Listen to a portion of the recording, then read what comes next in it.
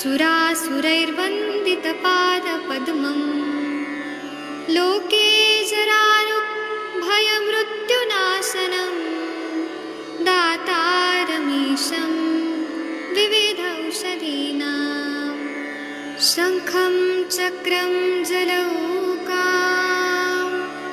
दधतं मृतघटं चारुदोर्भिश्चतुर्भिः सूक्ष्मस्वच्छातिरुद्यं शुकपरिविलसन् मौलिमम्भोजनेत्रं कालाम्भोदोज्ज्वलाङ्गं कटितटविलसच्चारुपीताम्बराढ्यं वन्दे धन्वन्तरीतं निखिलगदवन् प्रौढदावाग्निलीलं प्रौढदावाग्निलीलं प्रौढदावाग्निलीलं।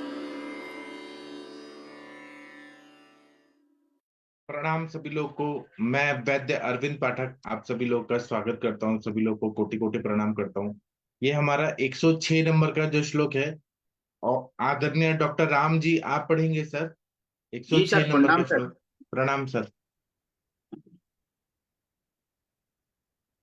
क्षीरांजलिभ्यां च रसायनानि युक्तान्युमुन्यायस्लेपनानि। पढ़िए। क्षीरांजलिभ्यां च रसायनानि युक्तान्यमून्यस्लेपनानि कुर्वन्ति पूर्वक गुण प्रकर्ष मायूर प्रकर्ष द्विगुणं ततश्च। कुर्वन्ति पूर्वोक्त गुण प्रकर्ष मायु प्रकर्ष द्विगुण ततश्च। इसका हम हिंदी वाला पढ़ते हैं। एक मिनट ये थोड़ा बड़ा कर देता हूँ।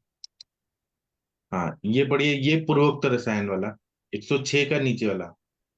ये पूर्वोक्त रसायन लोह पात्र में लिप्त करके 2 अंजलि 8 पल दूध से लेने पर पूर्वोक्त गुणों की अधिकता और आयु की वृद्धि दुगुनी करते हैं। ये बोल रहे हैं कि जो ऊपर का रसायन बताया था ना कि पिपली रसायन हो गया, फिर अलग अलग रसायन बताए, वो लोह पात्र में लिप्त कर लेना है। 2 अंजलि मतलब 8 पल दूध लेने पर पूर्वोक्त गुणों की अधिकता और आयु की वृद्धि दुगुनी कर देते हैं। मतलब वो रसायन का सेवन करके दूध लेने के लिए बोल रहे हैं। इसका टीका पढ़ दीजिए। अमुनि पूर्वोक्तानी। अमूनि पूर्वोक्तानि रसायनानि लोलेपनानि क्षीरा अंजलिभ्या दुग्ध बपलाष्टकेन उपयुक्तानि पूर्वोक्त गुणातिशय मायु प्रकर्ष च ततो द्विगुण विद्यवती आद्यन्ते इंद्र वज्राख्ये माध्यम तूपजाति। ये अमुनि का मतलब है कि पूर्वोक्तानी रसायनानी, जो पूर्व उक्त रसायन पहले जो कहे रसायन है लोह पात्र में लेपन कर देना है। और जो दूध है अंजलि प्रमाण में, मतलब दूध को 8 पल की मात्रा में डाल के फिर लोह पात्र में डाला हुआ है। जैसे पिपली का हमने कल्क बनाया और लोह पात्र में अंदर लिप्त कर दिया, फिर दूध डाल दिया 8 पल की मात्रा में, तो ये जो पूर्व के जो गुण है वो और ज्यादा प्रकर्ष रूप से बढ़ जाते हैं। पूर्वोक्त गुणातिशय मायु प्रकर्षम, आयु को और अच्छा कर देते हैं। तो द्विगुण विदधति, और दुगुना उससे फायदा होता है। क्या होता है कि बुढ़ापा जल्दी आ रहा है आजकल, सभी लोगों को चश्मा जल्दी लग रहा है, बाल झड़ रहे हैं, बाल गिर रहे हैं, हर चीज में बुढ़ापा जल्दी आ रहा है। अगर ये रसायन का सेवन करते हैं तो बुढ़ापा जो है वो लेट आता है। ऐसा प्रक्रिया जो है और कोई साइंस में नहीं, केवल और केवल आयुर्वेद में।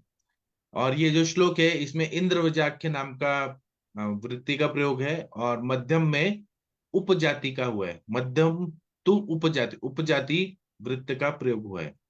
107 नंबर का जो श्लोक है, आप लोगों में से कौन पढ़ना चाहेगा? प्लीज कोई पढ़ दीजिए। वीना मैडम आप पढ़ेंगी? जी सर। एक मिनट, अरे एक मिनट गलती से चला गया। हाँ पढ़िए। असनखदिरयूषैः भाविता सोमराज्यम् असन खदेरी असन यूषैर्विकारितां सोमराजी सोमराजी सोमराजी मधुघृतशिखिपथ्या लोहचूर्णरूपे रूपेताम् मधुर्गृतशिखिपथ्या लोह चूर्णे रूपेताम् शरदम् अवलीहान् पारिणान् विकारान्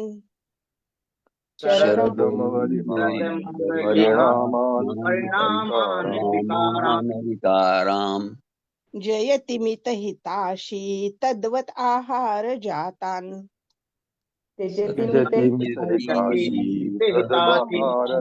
आहार जातान।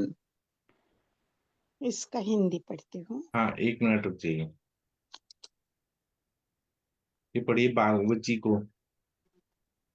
हाँ, बाउची की असन तथा खैर की पूर्वों से भावना देकर, खैर के युषों से भावना देकर, मधु घी चित्र हरितकी और लोह चूर्ण के साथ मिलाकर 1 साल तक खाने से वार्धक्य जन्य रोगों से मुक्त होता है। परिमित और हित भोजन से आहार जन्य रोगों से रहित होता है। जी, तो ये बोल रहे हैं बाकुची जो है ना वो असाणा विजय सार और खैर मतलब खदीर के युषों से भावना दिया हुआ बाकुची को जो भावना दे देते हैं। मधु घी चित्रक हरित की लौह चूर्ण के साथ मिलाकर 1 साल तक खाना है। इससे वार्धक्य जन्य रोगों से मुक्ति मिलती है। परिमित और हित भोजन करने से, मतलब परिमित मतलब थोड़ा और हितकारी भोजन करने से आहार जन्य रोगों से रहित हो जाता है। लोग जो ओवर ईटिंग करते हैं और असात में भोजन करते हैं उससे जो बीमारी होता है तो बीमारी से मुक्त कर देता है। ये ऐसा रसायन है। चलो इसकी टीका पढ़ते हैं। ये पढ़िए असनादि क्वाथेन। हाँ। असनादि क्वाथयेन भाविता बाकुची माक्षिकादिभिः युक्ता वर्म अवलिहन परिणामान परिणतिजान विकारान जहाति तथा हितमित भोजन आहारजान विकारस्य जाति माली निवृत्त। हाँ, असनादि क्वाथ से भावित जो बाकुची होता है उसको लेना है असाना और खदीर के क्वाथ से भावित, सॉरी, और उसको हमें मधु के साथ लेना है। तो उससे क्या होगा कि वो अवलेह के रूप में अवलिहन, उसका परिणाम से वय परिणति जान विकारन जाति, आयु तो बढ़ता ही बढ़ता है, जो विकार हुए हैं वो भी नष्ट हो जाते हैं। और तथा हितमित भोजन, हित मतलब हितकारी और मित मतलब थोड़ा भोजन करने से, और जो आहार से आहार जन विकार जति, मतलब आहार से गंदे आहार खाने से जो विकार होते हैं वो सब नष्ट हो जाते हैं। और इसमें मालिनी नाम की वृत्ति का प्रयोग किया गया है। चलिए 108 नंबर का श्लोक है, आदरणीय सविता मैडम जी प्लीज पढ़ दीजिए। हाँ जी, प्रणाम सर, पढ़ती।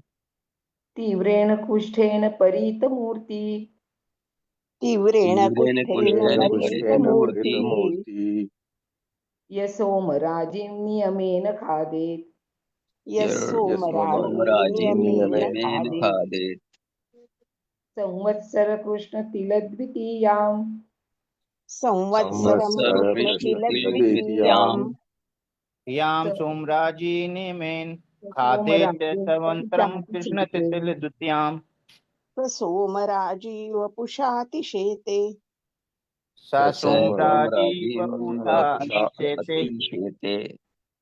108 का टीका पढ़ दीजिए, हिंदी वाला। दारुण कुष्ठ से व्याप्त। दारुण कुष्ठ से व्याप्त शरीर वाला जो मनुष्य बाउची को नियम पूर्वक काले तिलों के साथ 1 साल तक खाता है, यह शरीर से चंद्रकांति को परास्त करता है। हाँ, जिसको बहुत कुष्ठ रोग हो गया है, सोरियासिस जैसी बीमारी हो गई है, पूरे शरीर में वो व्याप्त हो गया है, जो मनुष्य बाकुची को नियम पूर्वक काले तिलों के साथ, बाकुची को काले तिल के साथ खाने 1 साल तक खाता है, वह शरीर से चंद्रकांति को परास्त करता है, ऐसा बताया। ये पढ़िए दारुण कुष्ठेन। हाँ, दारुणेन कुष्ठेन व्याप्त देहो यः शशाङ्कलेखा कृष्णतिलयुता नियमेन वत्सर भक्षयेत् स चंद्रकांति शरीरेण जयेत्। उपजाति वृत्त। दारुणेन कुष्ठेन व्याप्त देहो, जिसका कुष्ठ बहुत ज्यादा बढ़ गया है, व्याप्त हो गया है, और शशांक लेखा कृष्णा तिल युक्ता, मतलब तो उसको क्या करना है, बाकुची को शशांक लेखा बोला है कृष्ण तिल के साथ, नियमेन, नियम से 1 साल, वत्सर मतलब 1 साल का खाना है। उसका शरीर है चंद्र की कांति की तरह, मतलब पूरा शरीर अच्छा हो जाता है, पूरा शरीरेण जय, शरीर को वो जीत लेता है, इतना अच्छा शरीर हो जाता है। यहाँ पे उपजाति नाम का वृत्त का प्रयोग किया गया है। चलिए 109 नंबर का श्लोक है, आदरणीय डॉक्टर प्रदीप सर आप पढ़ेंगे प्लीज। 109 ji sir. 110। नमस्कार सर। प्रणाम सर। ये सोमराज्य विदुषी कृताया ये सोमराज्या सोमराज्य कृताया कृताय चूर्णे रूपेतात पैसा सुजातात चूर्णैरुपेतात् चूर्णैरुपेतात् पयसा सुजातात् उद्धृत्य सारं मधुना लिहन्ति उद्धृत्य उद्धृत्य सारं मधुना मधुना लिहन्ति लिहन्ति तक्रं तदेवानुपिबन्ति च अन्ते तक्रं तदैव तदेव अनुपिबन्ति चान्ते। पिबन्ति चान्ते। कुस्तीन शीर्यमाण अङ्गस्थे जातङ्गुलिनासिका कुष्ठिन कुष्ठेन कुट्यमानाङ्गस्ते शीर्यमाणागस्ते जाताङ्गुलिनासिका। जातुलिनासिका। भान्ति वृक्षा इव पुनः प्ररूढनव पल्लवा भान्ति भान्ति वृक्षा वृक्षा इव पुनः पुनः प्ररूढनवपल्लवः। पल्लवा। इसका हिंदी पढ़ेंगे। ये पढ़िए, जो मनुष्य तुष रहित बावची से युक्त दूध से बनी दही से निकाले सार मक्खन को मधु के साथ खाते हैं और पीछे से इसी तक्र को पीते हैं, वे गलते अंगों वाले कुष्ठ रोगी उन्हें अंगुली तथा नासिका के उत्पन्न होने से शोभित होते हैं, जिस प्रकार की अंकुरित नूतन पत्तों से वृक्ष शोभित होते हैं। आपने बहुत अच्छा पढ़ा सर। जो तुष रहित मतलब छिलका के बिना जो बाकुची है, उसको दूध से बनी दही, मतलब उसको दूध में डाल देना है बाकुची को जिसमें छिलका नहीं है, फिर उसका दही जमाना है, उसका जो मक्खन निकलेगा, सार भाग दही से मथने के बाद जो मक्खन निकलेगा उसको मधु के साथ खाना है, और पीछे से तक्र को पीना है, जो तक्र बनाया है हमने। तो जो गलते हुए अंग वाले कुष्ठ रोगी है, पुनः अंगुली और नासिका से उत्पन्न शोभित हो जाते हैं, उनको फिर से अंगुली के आ जाती है, नासिका आ जाती है, नया उत्पन्न हो जाता है। इसका प्रयोग करके देखना चाहिए। जिस प्रकार के अंकुरित नूतन पत्तों से वृक्ष उत्पन्न होते हैं, एकदम नया नया सब चीज उत्पन्न हो जाता है, जिसके नाखून गिर गए, उंगलियां गिर गई है, फेलेंजेस गिर गए, वो सब नया आ जाता है, नाक गिर गया है कुष्ठ से, वो सब आ जाता है। ये पढ़िए, ये पुरुषा ये पुरुषा वितुषीकृतया इंदुराज्या चूर्णे युक्तात् क्षीरात् सुजातात् सारं नवनीताख्यम उद्धृत्यम माक्षिकेण सैलयन्ति पश्चात् तदेव तक च ये पिबन्ति ते कुष्ठवन्त शीर्यमाण शरीरा समुद्भूता उंगुलीग्राणा शोभन्ते तरव इव भूय संजात प्रत्यग्र पल्लवा इंद्र वज्रा। जो ये पुरुषा वितुषीकृताया, वितुषीकृता मतलब छिलका निकाला हुआ, इंदु राज्य, इंदु राज्य मतलब जो बाकुची को इंदु राज्य बोलते हैं, उसके चूर्ण के साथ दूध का प्रयोग, उससे उसको दूध में डाल के, और सुजाता सारम मतलब दही बना के, नवनीत जो रहेगा मक्खन, उसको मक्खन को निकाल के, और माक्षिकेण सह उद्धृत्य लिहंती मतलब मधु के साथ खाता है। पश्चात तदेव तक्र चाहिए पिबंती, जो दही से जो हमने छाछ बनाया, तक्र बनाया, वो पीता है। ते कुष्ठवंत शीर्यमाण शरीरा, जो ऐसा कुष्ठ है जो शीर्यमाण शरीर है, समुद्भुता अंगुली ग्रहण शोभनते, जिसकी उंगलियां और घ्राण नासिका गिर गई है, वो नया बन जाता है, वो शोभित हो जाता है। तरव एव भूय सजात प्रत्यग्र पल्लवा, जैसे नए नए पत्ती आ जाती है कोपलों से, वैसे नए नए उंगली और नाक आ जाते हैं। और इसमें इंद्रव्रजा नाम का वृत्ति का प्रयोग किया गया है। चलिए आगे का जो श्लोक है यह कोई पढ़ दीजिए। आप लोगों में से कौन पढ़ना चाहेगा? प्रियंका यादव मैडम आप पढ़ना चाहेंगी? शशि मैडम आप पढ़ना चाहेंगी? महाजन सर आप पढ़ना चाहेंगे? हाँ जी, हाँ जी, प्रणाम सर, सभी को प्रणाम। शीतवात हिम दग्ध तनूनाम शीतवात शीतवात हिमदग्ध हिमदग्धतनूनां स्तब्ध भग्न कुटिल व्यथितस्त स्थानम स्तब्धभग्नकुटिलव्यथितास्थानां स्थानां भेषजस्य पवनो हातानाम भेषजस्य भेषजस्य पवनोपहातानां पवनोपहातानां वक्ष्यते विदीरतो लशुनस्य वक्ष्यते वक्ष्यते विदितो विदिरतो लशुनस्य लशुनस्य अथ लशुन कल्प चष्टे राह राहोर अमृत चरणेन लूनाद्य पतिता गलात् राहोरमृतचौर्णेन चूर्णेन लूनाद्ये पतिता लूनाद्ये गलात् पतिता गलात् अमृतस्य कणा भूमौ ते रसोन तव त्वम आगता अमृतस्य कणा अम्भस्य कणा भूमौ भूमौ ते ते रसो न रसो त्वमागतः त्वमागता द्विजा नाश्रयन्ति तं तो दैत्य देहे समुद्भवम् द्विजा नाशन्ति तमतो नाशन्ति तमतो दैत्यदेह दैत्यदेहसमुद्भवम् समुद्भवम् साक्षात् अमृत संभूते ग्रामिणी रसायनम् साक्षात् अमृत साक्षादमृत सम्भूते सम्भुते ग्रामणे ग्रामणे रसायनम् सरसायनम् इसका ये पढ़ दीजिए, शीतल वायु। हाँ जी, शीतल वायु बर्फ से दग्ध शरीर वाले, स्तब्ध भग्न कुटिक व्यथित अस्थि वाले तथा वायु से पीड़ित पुरुषों के लिए लहसुन की विधि कहते हैं। हाँ अभी देखिए लहसुन रसायन बता रहे हैं, इतना इंटरेस्टिंग है। जिसको ठंडी हवा लग गई है, बर्फ में काम कर रहे, बर्फ से ये जल गया है, पूरा दग्ध हो गया है, स्तब्ध है, भग्न हो गया है, कुटिल और व्यथित अस्थि वाले जो है फ्रैक्चर हो गया है, और वायु से पीड़ित पुरुषों के लिए लहसुन की विधि कहते हैं। बहुत ही इंटरेस्टिंग है, इसका आप लोग सब लोग प्रयोग कर सकते हैं। लहसुन तो इजीली अवेलेबल है सबके घर में। लहसुन की श्रेष्ठता ये पढ़िए, हाँ जी, 111 112। रसोन अमृत वारणेन नद्य पतिता गलात्। नहीं ये श्लोक पढ़ लिया आपने, हिंदी पढ़िए। हाँ जी, अमृत को चुराने से राहु के गले को काटने पर अमृत के जो बिंदु भूमि पर गिर पड़े उनसे रसोन उत्पन्न हुआ। राक्षस के शरीर से उत्पन्न होने के कारण ब्राह्मण इसको नहीं खाते। साक्षात अमृत से उत्पन्न होने के कारण ये रसायनों में उत्तम है। हाँ तो क्या हुआ कि जब धन्वंतरी भगवान अमृत कलश लेके आए तो उन्होंने सारे देवताओं को पिलाया। तो जो राहुल जो था वो देवता बन के आके उसने भी पी लिया। जब ये बात पता चली विष्णु भगवान को तो उन्होंने चक्र सुदर्शन चक्र चला दिया।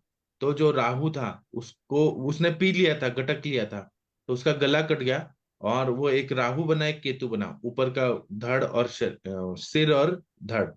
तो उसने जो अमृत पी लिया था उसके गले कटने से अमृत की जो बूंद जो थी ब्लड के साथ मिक्स होके भूमि पर गिरा, तो उससे रसोन उत्पन्न हुआ। तो तामसिक भी है क्योंकि राक्षस के रक्त से हुआ है उत्पन्न। तो राक्षस के शरीर से उत्पन्न होने के कारण ब्राह्मण इसको नहीं खाते हैं, लेकिन यह अमृत है साक्षात, तो यह रसायनों में उत्तम है, ऐसा बताते हैं। ऐसा वाग्भट जी ने बताया है। ये पढ़िए, स्वर्ण हाँ, स्वभारणो अमृता। सब भारण और अमृत परादेन कंठ छिन्न आद्य अमृतस्य बिंदवो धरित्रया पतितास्ते लक्षणत्व प्राप्ता या अत अस्माद्वैतो दैत्य देहोत् लक्षणमतो द्विजा न भक्ष्यन्ति। मतलब सर्व भारो न अमृता पहराण पराधीन, मतलब उसने जो राहु ने ऐसा किया था कि अमृत पी लिया था, उसने कोई अपराध किया था, अमृत को चोरी से गलती से मतलब ऐसा चीट करके पी लिया था। तो जब कंठ का छेदन हुआ, अमृत के बिंदु धरित्र्या पतितास्ते मतलब पृथ्वी पर गिरे, उससे लशुनत्व प्राप्त था, उसको लहसुन उत्पन्न हुआ। यह अतः अस्माद हेतु, इसलिए ये हेतु से देह दैत्य देहोत्तर लशुन मतो, दैत्य के शरीर से उत्पन्न हुआ है, इसलिए द्विजा मतलब ब्राह्मण लोग ना भक्ष्यंती, ब्राह्मण लोग नहीं खाते हैं लहसुन और प्याज।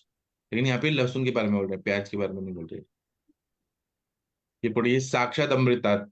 हाँ जी, साक्षात अमृत संभूत अव आदे तोरसो रसनो रसायन ग्रामनी श्रेष्ठ।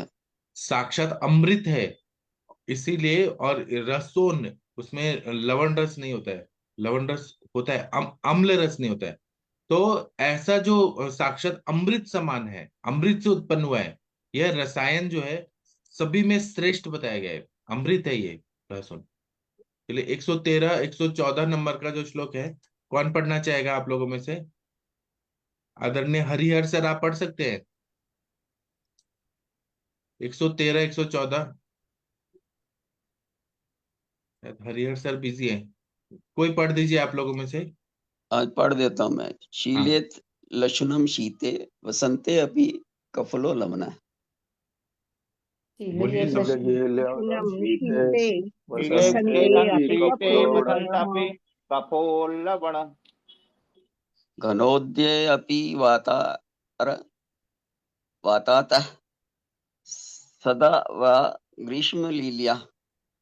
घनोद्यापि घनोदयापि धार्तार्ता सदा सदा सदा वा ग्रीष्मलीलया। ग्रीष्मलील्या। स्निग्ध शुद्ध तनुः शीत मधुर स्कृतास्य। स्निग्ध शुद्ध स्निग्ध तनु शुद्ध शुद्ध तनु तनु शीतम शीतम गुरुपत्कृतासाय। तद उद्दत सामतं साभ्यां चर्चिता अनुचराजी राजिरा। तदुत सांब तदुत्तम तदुत्तम सावता सावतं सावतं साभ्यां साभ्यां साभ्यां चर्चिता चर्चितानुचराजिरः। चर्चितानुचराजिरा। अनुचरार्जति। चलिए इसका हम ये पढ़ते हैं, 113 14 का टीका पढ़ दीजिए। लहसुन को, हाँ जी, लहसुन को हेमंत व शिशिर में सेवन करें। कफ प्रदान मनुष्य वसंत में भी सेवन करे। वात से पीड़ित वर्षा ऋतु में रहने अथवा ग्रीष्म ऋतुचर्या के विचार से वात पीड़ित व्यक्ति सदा बरतें।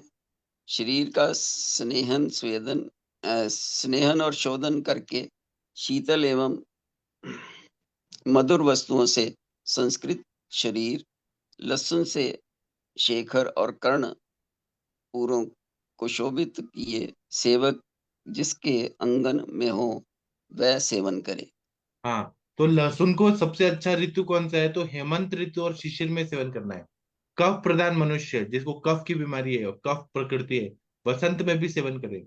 और वायु, अभी जो वर्षा ऋतु है, इसमें वात से पीड़ित रोग जो है, रोगी हैं, वर्षा ऋतु में खाए। ग्रीष्म ऋतुचर्या के विचार करके वात पीड़ित व्यक्ति सदा बरते, लहसुन से उनका वात शमन होता है। शरीर का स्नेहन और शोधन करके, ऐसा अगर हमने शोधन कर दिया, वमन विरेचन बस्ती न से रक्त मोक्षण, तो शीतल और मधुर वस्तुओं से संस्कृत, जैसे लहसुन शीर पाक वगैरह बना के, लहसुन से शेखर और कर्णपुरो को शोभित किए सेवक जिसके अंगण में हो वह सेवन करे। मतलब जिसके घर में ऐसे नौकर चाकर हो जिन्होंने, जो लोग शेखर और कर्णपुर से शोभित है, वो सेवन करेंगे ना तो बहुत अच्छा फायदा हो जाता है। तदुत्तम सामंत साभ्याम चर्चितानुचार, मतलब जो जिनके घर में धन धान्य है और सेवक वगैरह है, वो लोग लहसुन का सेवन करें तो बहुत अच्छा फायदा होता है। चलिए पढ़िए, शीते हेमंत शिशिर रहो। हाँ जी, शीते हेमंत शिशिरयो लशुन शीलेत कफ दिक्को वसंते अपि शीलेत वातोत्तरो वर्षा स्वपि शीलेत सर्वदेव वातार्तो ग्रीष्म ऋतु चर्याचरणेन शीलेत कीदृश सन स्निग्धवा शुद्धा च तनुर्यस्य स एवं तथा शीतलेर्मधुरे च उपस्कृत सुसंस्कृत आश्यो यस्य स एवं तथा तस्य लक्षणस्य शेखरकर्ण पूराभ्य मंडिता अनुचरा सेवका अंगने यस्य स तथा। इसका मतलब है कि शीते हेमंत शिशिर में लहसुन शीलिए, लहसुन का सेवन करे। कफादि को, कफ वाले प्रकृति वाले हैं, वो वसंत ऋतु में भी या कफ की बीमारी में भी वसंत में भी खा सकते हैं। वातोत्तरो वर्षासोपि शीलिए, वात रोगी जो है वो वर्षा में भी खा सकते हैं। सर्वदैव वा वातार्ते, वातार्तो ग्रीष्म ऋतुचर्याचरण शीलिए, सभी में जहाँ पे ग्रीष्म ऋतुचर्या को देख के वात के रोगी उनका सेवन कर सकते हैं। कीदृश सन, कब हम करें, तो स्निग्ध शुद्धाचा तरुण यस्य एवं, अगर स्नेहन स्वेदन हो गया है, और स्नेहन बोला है स्वेदन नहीं, और जो शरीर शुद्ध है, वमन विरेचन बस्ती नस्तम, शरीर शुद्ध है, वो तनुर, तनुर मतलब शरीर तन, जो शरीर स्वस्थ है उसको सेवन करें।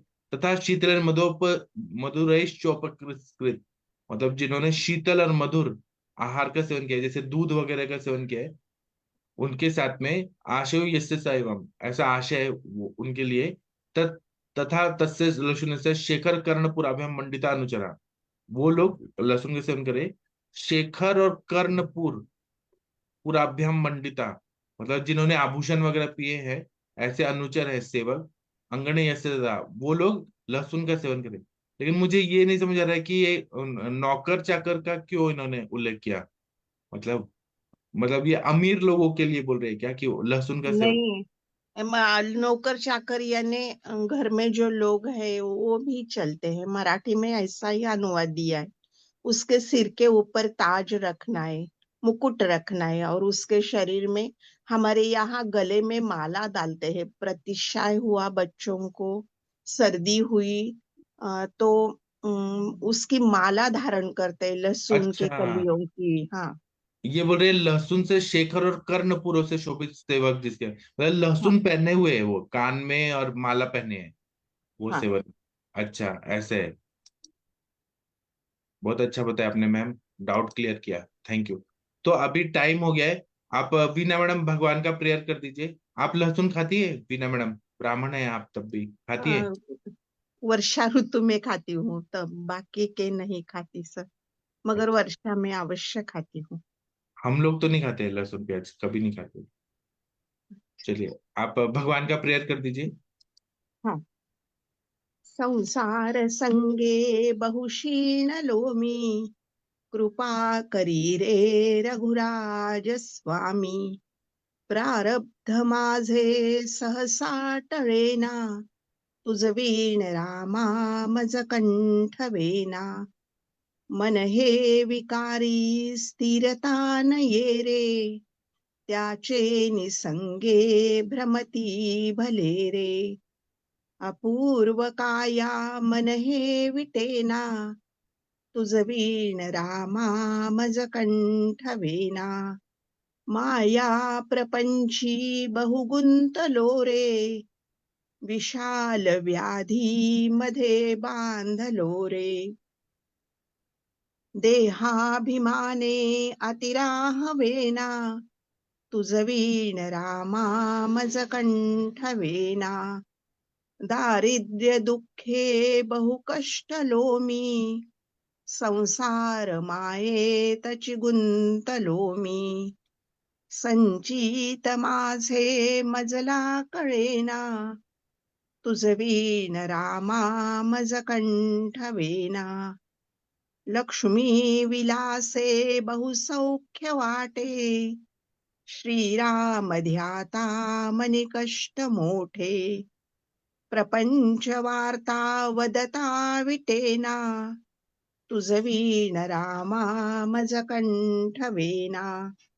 अहोरात्र धंदा करिता पुरेना, प्रारब्ध योगे मजरा हवेना. भव दुःख माझे कधीही टळेना, तुझ वीण रामा मज कंठ वेना. तीर्थासी जाता बहु दुःख वाटे, विषया तरी राहुनी सौख्य वाटे. स्वहित माझे मजला कळेना, तुझ वीण रामा मज कंठ वेना. मजला अनाथा प्रभु तूची दाता, मी मूढ की जाण असेची आता. दासा मनी आठव विसरेना, तुझ वीण रामा मज कंठ वेना. तुझ वीण रामा मज कंठ वेना. Thank you sir.